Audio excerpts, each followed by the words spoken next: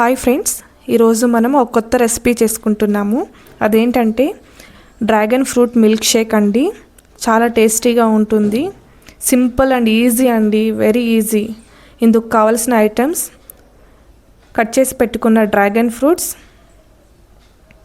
ఇవి చాలా ఈజీ అండి కట్ చేసుకోవటం.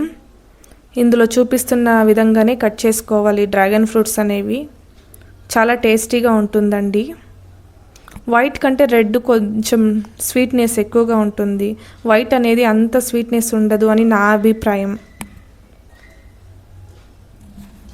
తర్వాత మనం కాచి చల్లార్చుకున్న పాలండి, మిల్క్, రుచికి సరిపడా షుగర్ అండి.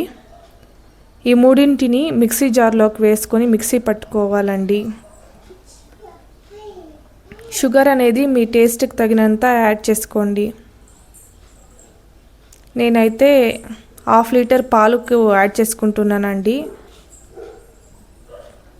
కొద్దిగా పాలు వేసి యాడ్ మిక్సీ పెట్టుకున్న మైల్డ్ ఫ్లేవర్లో ఉంటుందండి. చాలా టేస్టీగా